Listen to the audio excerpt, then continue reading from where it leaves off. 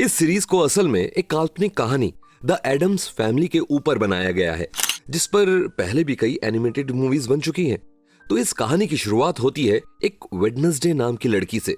जिसके भाई को कुछ बदमाश बच्चे परेशान करते हैं। जिसके बाद वेडनेसडे उनसे इसका बदला लेती है और इसी चक्कर में वेडनेसडे को उस स्कूल से निकाल दिया जाता है। जिसके बाद वेडनेसडे के माता पिता उसका एडमिशन एक नए स्कूल नेवरमोर एकेडमी में करवाते हैं। पर वेडनेसडे को ये स्कूल कुछ खास पसंद नहीं आता है। असल में वेडनेसडे के पास कुछ ऐसी शक्तियां थी जिनकी मदद से वो कई बार फ्यूचर में होने वाली चीजों को देख पाती थी। खैर, अब नए स्कूल में वेडनेसडे की रूममेट बनती है इनिड, जिसके पास भेड़िया बनने की शक्ति थी। और ये सारा स्कूल कुछ ऐसा ही था, क्योंकि इस स्कूल में हर बच्चे के पास अपनी अपनी शक्तियां थी। इसके बाद हम देखते हैं इनिड वेडनेसडे से दोस्ती करने की कोशिश करती है, लेकिन उन दोनों में दिन रात का फर्क था। जहां इनिड काफी खुश मिजाज और जिंदा दिल की लड़की थी, वहीं वेडनेसडे उसके बिल्कुल उल्टा,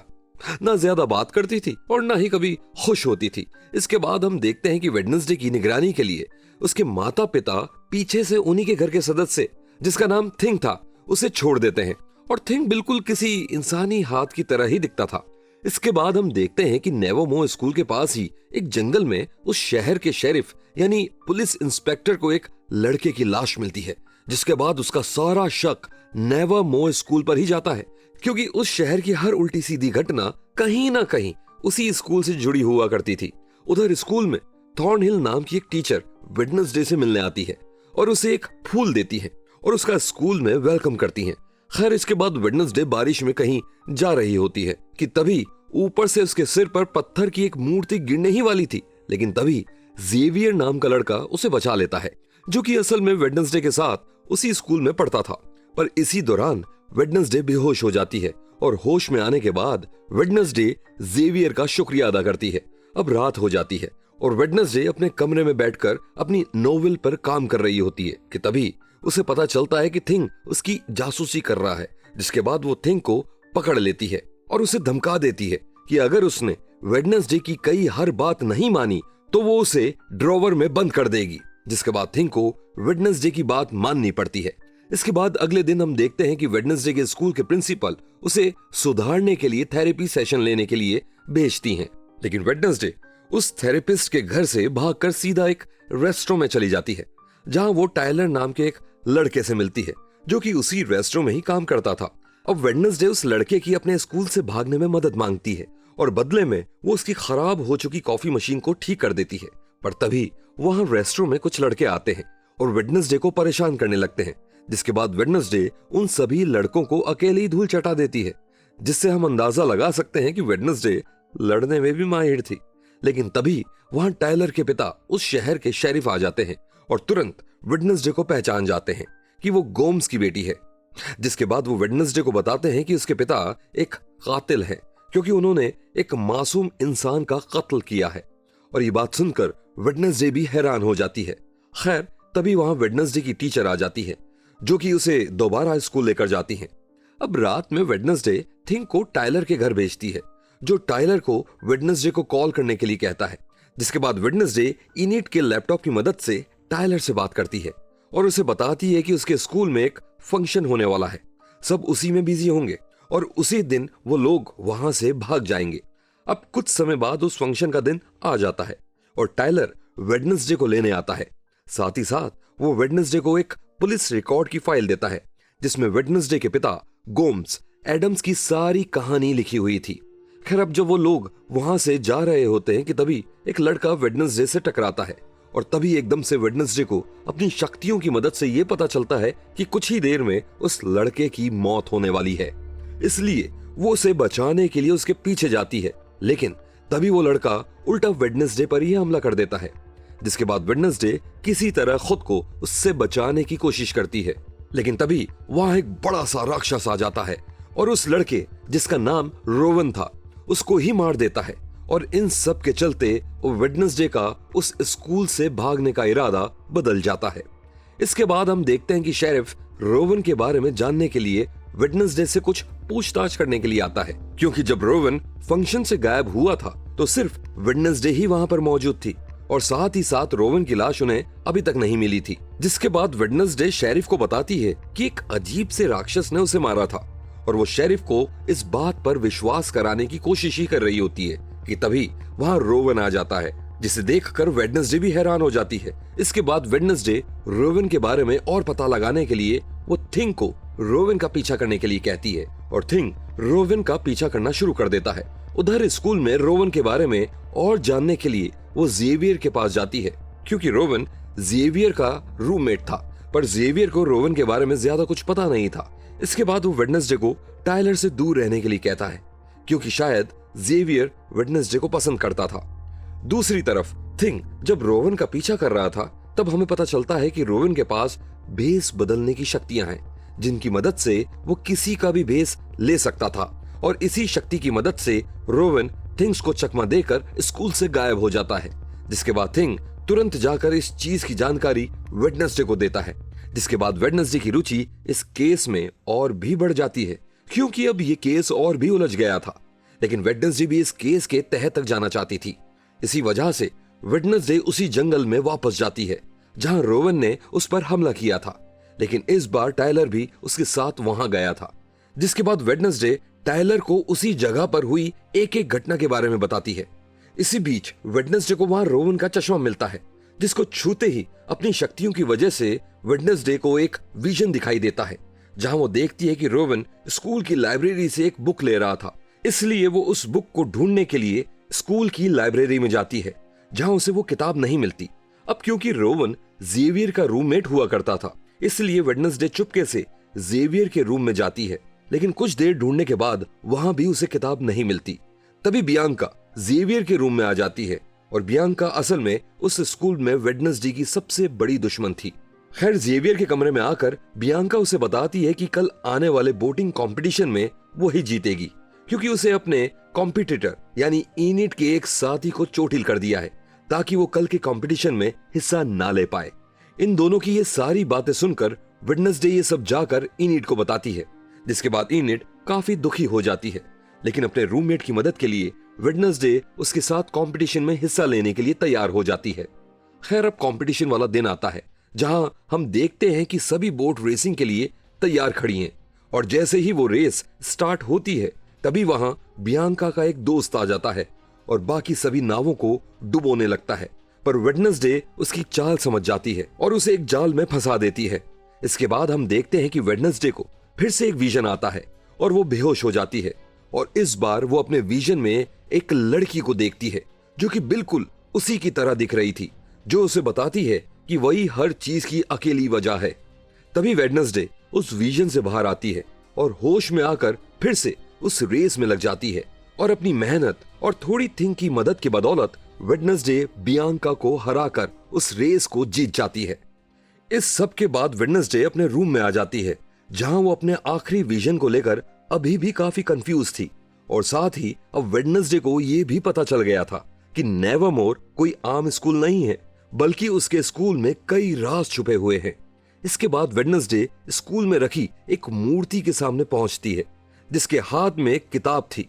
और उसमें कुछ पहेली लिखी हुई थी, और जैसे ही वेडनेसडे उस पहेली को सॉल्व करती है, तभी उस मूर्ति के पीछे का दरवाजा खुल जाता है, जिसके अंदर जाकर वेडनेसडे देखती है कि वहां एक बहुत बड़ी लाइब्रेरी है, जो कि बिल्कुल वैसी ही थी जैसे उसने अपने विजन में देखी थी। तभी वहां उसे रोवन की वो किताब भी मिल जाती है, और जैसे ही वो उस किताब को लेकर बाहर जाती है, तभी उसे कोई पीछे से पकड़ लेता है। इसके बाद हम देखते हैं कि जिन लोगों ने वेडनेसडे को पकड़ा था वो कोई और नहीं बल्कि बियांका और उसके साथी ही थे।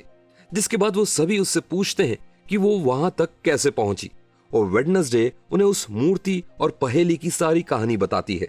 जिसके बाद वो सभी लोग वेडनेसडे को उनके साथ मिल जाने का ऑफर देते हैं, पर वेडनेसडे उनका ऑफर ठुकरा कर वहां से चली जाती है। इसके बाद रात को वेडनेसडे उस किताब में बने जादूगर और एक लड़की की तस्वीर देखती है, जो लड़की बिल्कुल वेडनेसडे की तरह ही दिखाई दे रही थी। इसके बाद अगले दिन वेडनेसडे जेवियर को जाकर वो तस्वीर दिखाती है, जहां जेवियर उसे बताता है कि उस तस्वीर में जो जादूगर उसे दिख रहा है वो क्रैकस्टोन है, जो कि नेवरमोर स्कूल के सबसे शुरुआती लोगों में एक था। खैर, इसके बाद हम देखते हैं कि वेडनेसडे के स्कूल में एक समारोह किया जा रहा था, जहां सभी बच्चों को शहर में उनके इंटरेस्ट के हिसाब से अलग अलग जगहों पर भेजा जा रहा था और इसी वजह से वेडनेसडे स्कूल के पास बने पिलग्रिम वर्ल्ड में जाती है, जहां उन्हें बताया जाता है कि क्रैकस्टोन ने सबसे पहले नेवरमोर शहर इस बस्ती को बसाया था। जिसके बाद वेडनेसडे चुपके से उस पिलग्रिम वर्ल्ड की मीटिंग हाउस में घुस जाती है, जहां क्रैकस्टोन और साथ ही साथ उसे वो लड़की भी दिखाई देती है जो कि उसके विजन में आई थी। तभी वहां पर एक मिस्ट्रेस आ जाती है और वेडनेसडे उससे असली क्रैकस्टोन की मीटिंग हाउस के बारे में पूछती है, लेकिन उसे भी इस बारे में कुछ पता नहीं था। जिसके बाद टाइलर की मदद से वेडनेसडे पुराने मीटिंग हाउस का पता लगाती है और कुछ ही समय बाद वो वहां पहुंच जाती है, जहां वो देखती है कि ये जगह अब पूरी तरह एक खंडर बन चुकी थी। तभी वहां पहुंचकर वेडनेसडे को एक फिर से विजन आता है, जहां हम देखते हैं कि वो अपने आप सन 1600 में पहुंच चुकी है, जहां क्रैकस्टोन के भड़काने पर सभी गांव वाले एक लड़की को जला रहे थे जिसका नाम गुडी एडम्स था। इसके बाद गुडी के पूरे परिवार को एक घर में बंद करके क्रैकस्टोन के कहने पर जला दिया जाता है, लेकिन अपने घर वालों की मदद से गुडी वहां से किसी तरह बच निकलती है और वो वेडनेसडे से कहती है कि वो सबको मार डालेगा। और तब हमें पता चलता है कि आखिर गुडी एडम्स वेडनेसडे की पूर्वज हैं। क्रैकस्टोन ने गुडी और उसके परिवार को सिर्फ इसलिए मारा था क्योंकि उसे लगता था कि गुडी काला जादू करने वाली एक चुड़ैल है, जबकि ऐसा असलियत में नहीं था। तभी हम देखते हैं कि वेडनेसडे अपने विजन से बाहर आती है, जिसके बाद उसे वो राक्षस फिर से दिखाई देता है और वेडनेसडे उसका पीछा करने लगती है, पर उसके पैरों के निशान धीरे धीरे इंसान के पैरों के निशान में तब्दील हो जाते हैं और तभी वहां जेवियर आ जाता है और जिसके बाद वेडनेसडे उसे अपने विजन और उस राक्षस के बारे में बताती है और साथ ही साथ वो उसे ये भी बताती है कि उसे लग रहा है कि नेवरमोर में कोई बुरी घटना होने वाली है। इसके बाद अगले दिन हम देखते हैं कि नेवरमोर में सभी लोग क्रैकस्टोन को सम्मान देने के लिए शहर में एक छोटा सा फंक्शन करते हैं, क्योंकि वो सारा शहर क्रैकस्टोन को अपना हीरो मानता था। लेकिन वेडनेसडे उसकी असलियत जानती थी, इसलिए उसने थिंग से कहकर क्रैकस्टोन की मूर्ति को आग से जला दिया। उधर पुराने मीटिंग हाउस के खंडर के पास एक भिखारी अपने चोरी किए हुए कैमरे को चलाने की कोशिश कर रहा था। तभी वहां वही राक्षस आ जाता है, जिसके बाद वो बड़ी बर्बरता के साथ उसे मार देता है। लेकिन इसी बीच गलती से वो कैमरा इस घटना की काफी सारी फोटोज खींच लेता है। इस घटना के थोड़े समय बाद वहां शेरिफ अपनी टीम के साथ पहुंचता है, जिसके बाद शेरिफ के हाथ वो कैमरा लग जाता है और उसे उस राक्षस की बहुत सारी फोटोज मिल जाती हैं। इसके बाद हम देखते हैं कि इस घटना के कुछ समय बाद थिंग और वेडनेसडे दोनों एक मुर्दा घर में जाते हैं, जहां उस पोस्टमार्टम के लिए उस भिखारी की लाश को रखा गया था। इसके बाद वेडनेसडे वहां उस लाश की जांच पड़ताल करना शुरू कर देती है, लेकिन तभी वहां शेरिफ और उस मुर्दा घर का डॉक्टर आ जाता है, जिसके बाद वेडनेसडे और थिंग छुप छुपाकर वहां से भाग जाते हैं। खैर, अब कुछ देर बाद वेडनेसडे अपने रूम में पहुंचती है, जहां वो उस इनिट को बताती है कि उस क्रिएचर ने जिस किसी को भी मारा है उसने उसका कोई ना कोई हिस्सा जरूर खाया है। इसके बाद अगले दिन वेडनेसडे स्कूल में अपनी क्लास ले रही थी, तभी वो जेवियर की गर्दन पर कुछ निशान देखती है और वेडनेसडे को उस पर शक होने लगता है और इसी बात का पता लगाने के लिए वो जेवियर के कॉटेज जाती है, जहां जेवियर अक्सर आकर अपनी पेंटिंग बनाया करता था। तभी वेडनेसडे की नजर जेवियर की पेंटिंग पर पड़ती है, जहां वो देखती है कि जेवियर ने उस राक्षस की काफी सारी तस्वीरें बनाई थी। इसके बाद वेडनेसडे उनमें से एक पेंटिंग को ले जाकर सीधा शेरिफ को दिखाती है, जहां शेरिफ उसे बताता है कि जेवियर को दोषी साबित करने के लिए उसे और सबूत लाने होंगे। जिसके बाद वेडनेसडे जेवियर के खिलाफ और सबूत जुटाने लग जाती है। खैर, इसके बाद हम देखते हैं कि अब नेवरमोर स्कूल में प्रॉम फंक्शन होने वाला था, जहां हर कोई अपने पार्टनर के साथ आने वाला था, पर वेडनेसडे को इन सब चीजों में कोई इंटरेस्ट नहीं था, लेकिन वो इनिट की जोर डालने पर वहां चलने के लिए राजी हो जाती है। इसके बाद हम देखते हैं कि वेडनेसडे अपने क्लासमेट यूजिन के साथ फिर से उस जंगल में जाती है, जहां उसे एक गुफा दिखाई देती है। जिसके बाद वेडनेसडे उस गुफा के अंदर जाकर छानबीन करने की कोशिश करती है और वहां उसे काफी सारी हड्डियां मिलती हैं। साथ उसे वहां उस राक्षस का एक दांत भी मिलता है, जिसे ले जाकर वो सीधा शेरिफ को देती है, ताकि शेरिफ ये पता लगा सके कि उस दांत का और जेवियर का डीएनए कहीं एक ही तो नहीं है, और अगर ऐसा है तो ये साबित हो जाता है कि जेवियर ही वो राक्षस है। इसके बाद वेडनेसडे फिर से जाकर जेवियर से मिलते हैं और उससे उन पेंटिंग्स के बारे में पूछते हैं, जिस पर जेवियर उसे बताता है कि वो राक्षस हर रात उसके सपनों में आता है और इसी वजह से जब भी वो पेंटिंग बनाने बैठता है तो उससे उस राक्षस की पेंटिंग अपने आप बन जाती है। जिसके बाद वेडनेसडे उसे उसकी गर्दन पर लगे निशान के बारे में पूछती है, तो जेवियर उसे बताता है कि वो अपने सपनों में उस राक्षस से लड़ रहा था और इसीलिए उसके खुद के हाथों से ही वो निशान लग गए। खैर, अब इसके कुछ दिनों बाद प्रॉम पार्टी का दिन आ जाता है, जहाँ वेडनेसडे टायलर के साथ उस पार्टी में जाती है, जहाँ टायलर को वेडनेसडे के साथ देखकर जेवियर को काफी जलन होने लगती है, क्योंकि जेवियर भी वेडनेसडे को पसंद करता था। इसके बाद वहाँ सभी डांस करना शुरू कर देते हैं। तभी वहाँ कुछ बदमाश लड़के आकर पार्टी में डांस कर रहे सभी लोगों पर लाल पेंट फेंक कर वहाँ से भाग जाते हैं। दूसरी तरफ हम देखते हैं कि वेडनेसडे का दोस्त यूजीन अकेले ही उस जंगल में फिर से जाता है। तभी वहाँ उसे उस गुफा के आसपास एक आदमी दिखाई देता है, जो कि यूजीन की आंखों के सामने उस गुफा में आग लगा देता है। लेकिन इसी बीच वो आदमी यूजीन को देख लेता है, जिसके बाद वो यूजीन का पीछा करना शुरू कर देता है। दूसरी ओर वेडनेसडे को फिर से एक विजन आता है, जहां वो देखती है कि यूजीन की जान खतरे में है। जिसके बाद वो यूजीन को बचाने के लिए तेजी से जंगल की तरफ भागती है, लेकिन तब तक वो राक्षस यूजीन को घायल करके वहां से जा चुका था। तभी वहां अचानक से वेडनेसडे की टीचर थॉर्नहिल आ जाती है और यूजीन को उस हालत में देखकर बहुत डर जाती है। इसके बाद हम देखते हैं कि जब से शेरिफ ने वेडनेसडे के पिता को एक कातिल कहा था, तब से ही वेडनेसडे अपने पिता के ऊपर लगे इल्जामों को सुलझाने की कोशिश में लगी हुई थी। इसके बाद अगले दिन हमें पता चलता है कि उस दिन स्कूल में पेरेंट्स मीटिंग डे था, जहां सभी पेरेंट्स अपने बच्चों से मिलने के लिए स्कूल आए हुए थे। जहां स्कूल की प्रिंसिपल मीटिंग में आए सभी लोगों को बताती है कि यूजीन की हालत पहले से तो ठीक है, लेकिन वो अभी भी कोमा में ही है। इसके बाद वेडनेसडे अपने परिवार से मिलने जाती है, जिसके कुछ समय बाद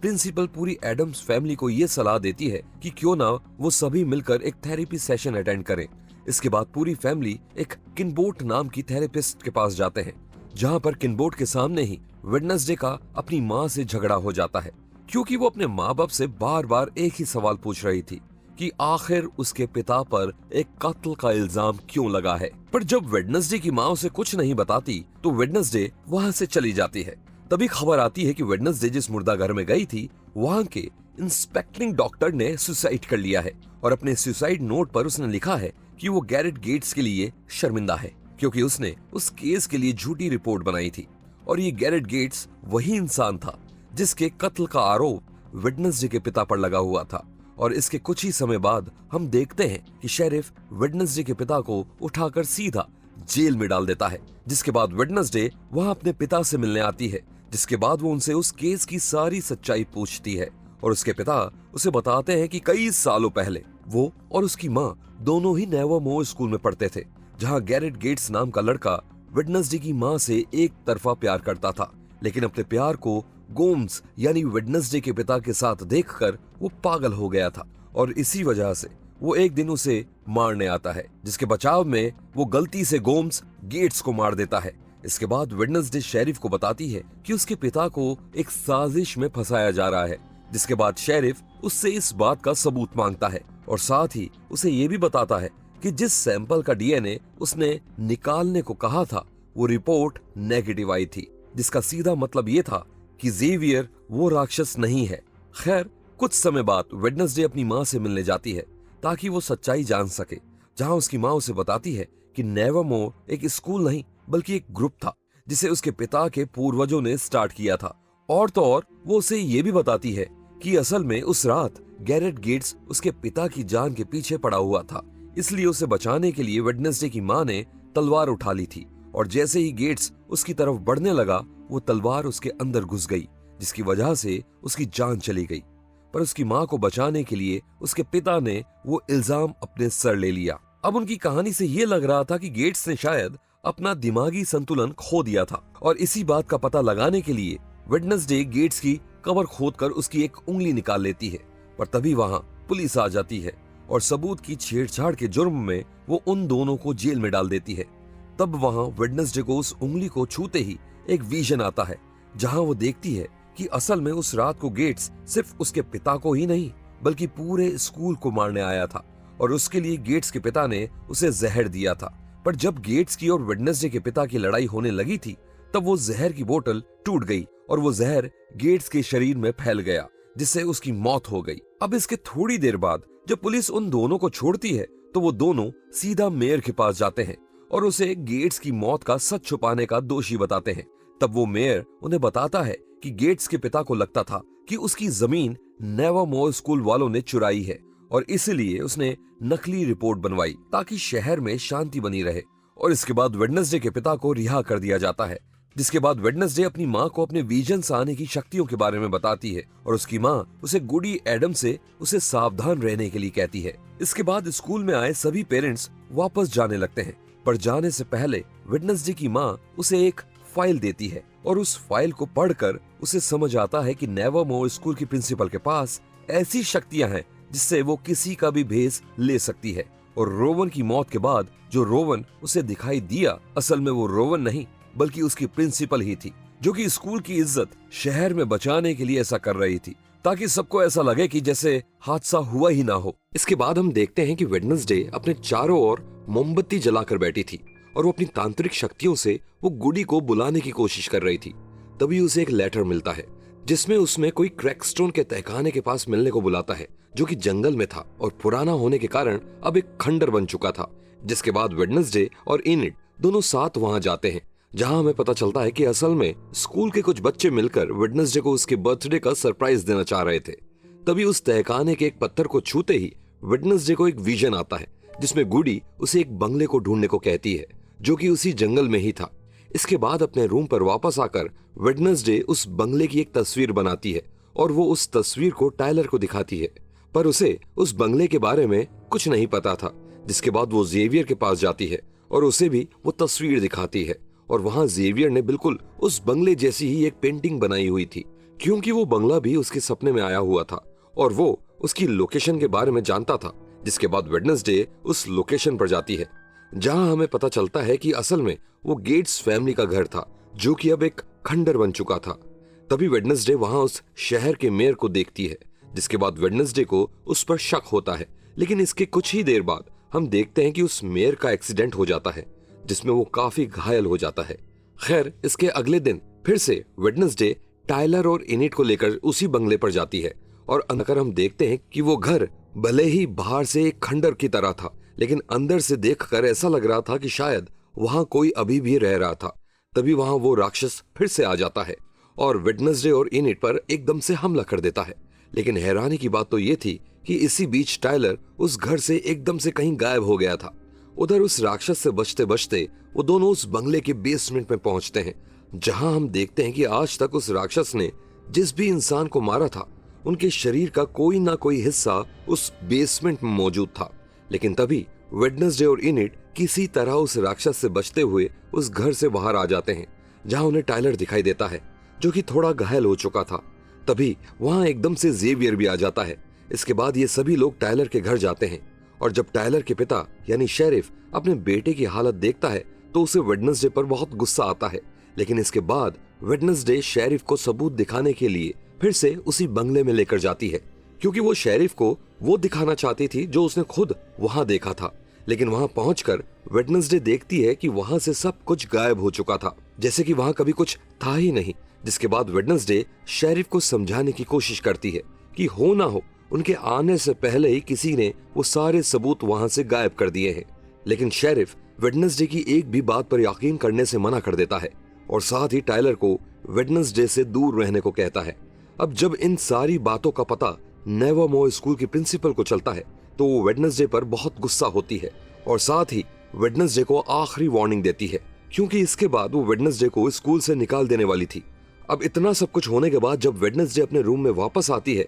तो इनिट उससे गुस्सा होकर रूम छोड़कर चली जाती है, क्योंकि उसे लगने लगा था कि वेडनेसडे बहुत ही मतलबी है। इसके बाद खबर आती है कि मेयर का देहांत हो जाता है, जिसके बाद वेडनेसडे मेयर के अंतिम संस्कार पर जाती है, जहां नेवरमोर शहर के सभी लोग आए हुए थे। तभी वहां वेडनेसडे को छिपा हुआ आदमी दिखता है और वेडनेसडे उसका पीछा करती है और तब हमें पता चलता है कि वो तो असल में वेडनेसडे के अंकल फेस्टर थे और असल में अंकल फेस्टर को उस मॉन्स्टर के बारे में पता था और वो वेडनेसडे को बताते हैं कि उसका नाम हाइड है और वो राक्षस अंदर से एक इंसान से होते हुए भी उस राक्षस में बदल जाता है। इसके बाद रात को वेडनेसडे फिर से स्कूल की उस लाइब्रेरी में जाती है जहां उसे जेवियर मिलता है, जिसके बाद फिर से वेडनेसडे उस पर वो राक्षस होने का इल्जाम लगाती है। लेकिन जेवियर वेडनेसडे से बिना बहस किए वहां से चला जाता है। इसके बाद वेडनेसडे को उस लाइब्रेरी में एक किताब मिलती है जिसमें उस राक्षस के बारे में जानकारी दी हुई थी, जिससे वेडनेसडे को यह पता चलता है कि असल में वो राक्षस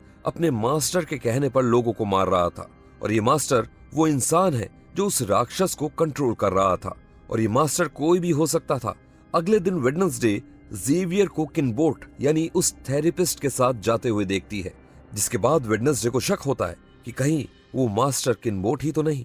क्योंकि वेडनेसडे ये मान चुकी थी हो ना हो जेवियर ही वो राक्षस है। खैर, इसके बाद वेडनेसडे अपने अंकल के साथ टायलर की शॉप पर जाती है जहां वो उसे हाइड के बारे में बताती है और तभी हमें पता चलता है कि टायलर के डैड वेडनेसडे के अंकल को ढूंढ रहे थे क्योंकि वो असलियत में एक चोर थे। तभी जब वेडनेसडे रात को वापस अपने रूम पर आती है तब वो देखती है कि उसकी हाइड वाली किताब वहां से गायब है और साथ ही थिंक को भी किसी ने चाकू मार दिया है, जिसको देखकर वेडनेसडे काफी घबरा जाती है और थिंक को लेकर सीधा अंकल के पास जाती है जो उसका इलाज करके किसी तरह उसे जिंदा कर देते हैं। जिसके बाद वेडनेसडे उस इंसान को ढूंढने के लिए निकल जाती है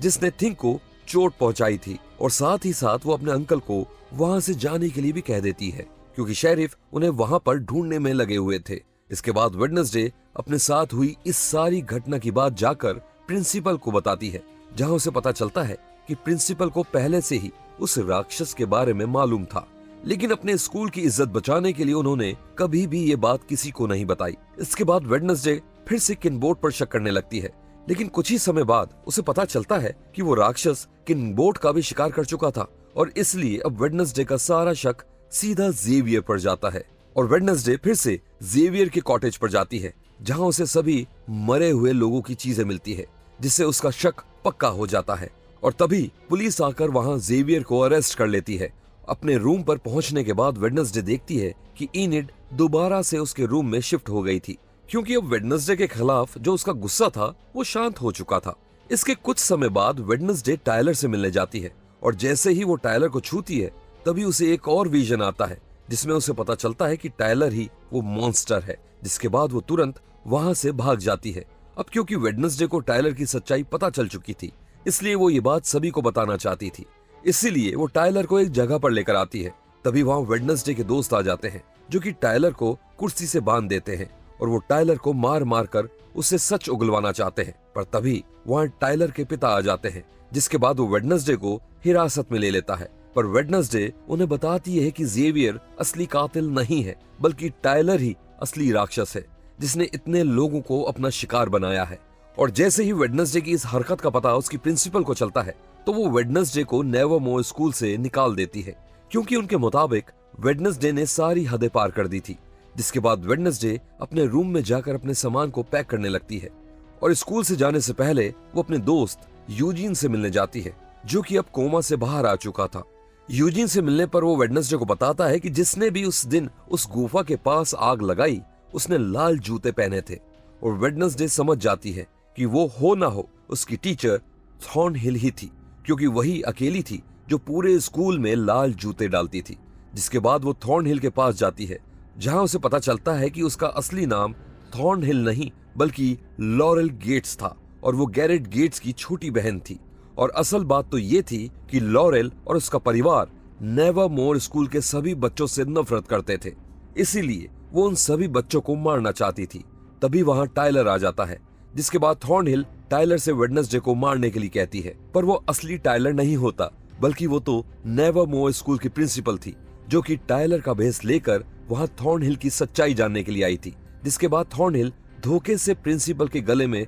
जहर इंजेक्ट कर देती है जिसकी वजह से वहीं प्रिंसिपल की मौत हो जाती है। इसके बाद थॉर्नहिल वेडनेसडे को बेहोश करके उसे क्रैकस्टोन के पुराने तहखाने में लेकर जाती है और उधर ये सब होता हुआ थिंक देख लेता है और ये सब जाकर इनिड को बताता है। उधर तहखाने में थॉर्नहिल वेडनेसडे को बताती है असल में क्रैकस्टोन उसका पूर्वज है और उसी को जिंदा करके वो नेवरमोर के सभी बच्चों का खात्मा करेगी। लेकिन उसके मुताबिक जब गुडी ने क्रैकस्टोन को मारा तब उसने एक मंत्र से ताला लगा दिया था और उस ताले को गुडी का एक वंशज ही खोल सकता था ताकि उसे जिंदा किया जा सके। जिसके बाद वो वेडनेसडे के हाथ पर एक कट लगाती है और उसका खून क्रैकस्टोन की कब्र पर डालती है और उसके तुरंत बाद क्रैकस्टोन जिंदा हो जाता है और वो वेडनेसडे को चाकू मार देता है और फिर वो नेवरमोर स्कूल की तरफ तेजी से बढ़ने लगता है, क्योंकि वो उस स्कूल के सभी बच्चों को मारना चाहता था। उधर तहखाने में वहाँ गुडी एडम्स आती है और वो वेडनेसडे की बॉडी में अपनी शक्तियां डालकर उसके सभी घावों को ठीक कर देती है, जिसके बाद वेडनेसडे भी स्कूल की तरफ जाने लगती है। पर तभी रास्ते में उसे टायलर मिलता है, जो कि उसकी आंखों के सामने उस राक्षस में तब्दील हो जाता है। लेकिन तभी वहाँ इनिड आती है, जो कि अपनी शक्तियों की वजह से खुद को एक बड़े से भेड़िए में बदल लेती है, जिसके बाद उस राक्षस और इनिड दोनों में एक भयंकर लड़ाई होना शुरू हो जाती है। इसी बीच वेडनेसडे स्कूल के लिए निकल जाती है। उधर जब स्कूल में क्रैकस्टोन की आने की खबर पहुंचती है तो पूरा स्कूल खाली कर दिया जाता है और तभी उससे लड़ने के लिए वेडनेसडे भी वहां आ जाती है, जिसके बाद इन दोनों के बीच में एक बहुत ही खतरनाक लड़ाई होना शुरू हो जाती है।